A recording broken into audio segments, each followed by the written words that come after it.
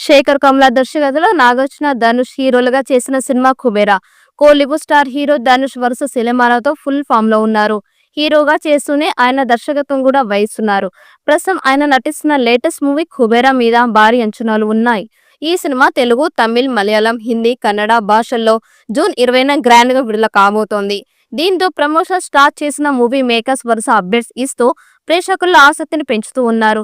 అయితే ఇటీవల Dhanush mass dance తో ఇచ్చిన ఫస్ట్ సింగిల్ ఊహించని రెస్పాన్స్ ని దక్కించుకుంది. ఈ క్రమంలో తాజాగా చిత్రబృందం కుబేరా నుంచి మరో పాట రాబోతున్నట్లు ప్రకటించారు. దేవిశ్రీ ప్రసాద్ పాడిన సెకండ్ సింగిల్ జూన్ 2న రాబోతున్నట్టు వెల్లడించారు. బీచ్ లో కొంతమంది నడుస్తున్న ఫోటోని షేర్ చేస్తూ వారి ముఖాలు కనిపించకుండా జాగ్రత్త పడ్డారు. నీటిలో బింబాలు కనిపిస్తున్నప్పటికీ ముఖాలు క్లారిటీ లేవు. ప్రస్తుతం ఈ పోస్టర్ ప్రేక్షకుల్లో క్యూరియాసిటీని పెంచుతోంది. ఈ చిత్రంలో రష్మిక మహిళా ప్రధాన పాత్రలో నటిస్తోంది. నాగార్జున, జిమ్ సబ్, దలీప్ తాహిల్, సయాజీ షిండే మరియు ఇతరులు కీలక పాత్రల్లో కనిపిస్తారు.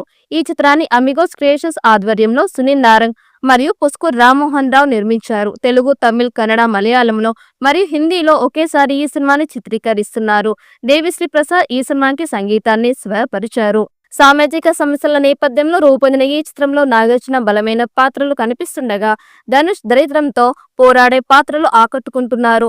రష్మిక పాత్ర రహస్యంగా ఉంది.